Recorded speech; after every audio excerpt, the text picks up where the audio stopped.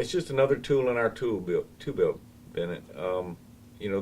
They're not the panacea. They're not going to be the answer to all the problems. Before long, the Alexandria Police Department will join a long list of law enforcement agencies that are opting in to wear body cameras. This is another tool in the belt to be able to help us get it right. And again, although it's not going to answer all the questions and solve all the problems, it's an aid to the officer and to the public. APD currently uses dash cams, but Lampert says incorporating body cameras will give another dimension to their patrol.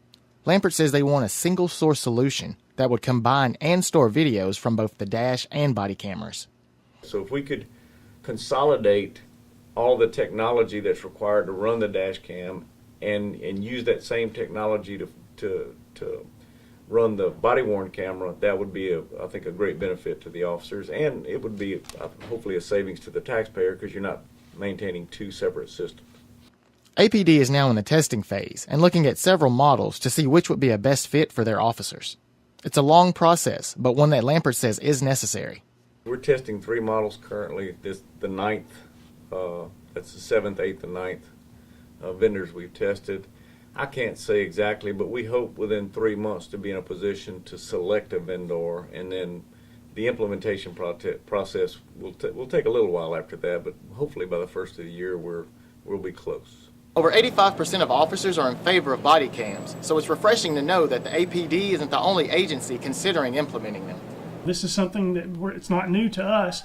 We've been looking at this for a little over a year, even prior to Ferguson. Carnline says the Rapides Parish Sheriff's Office is looking to body-worn camera systems for 2 main reasons.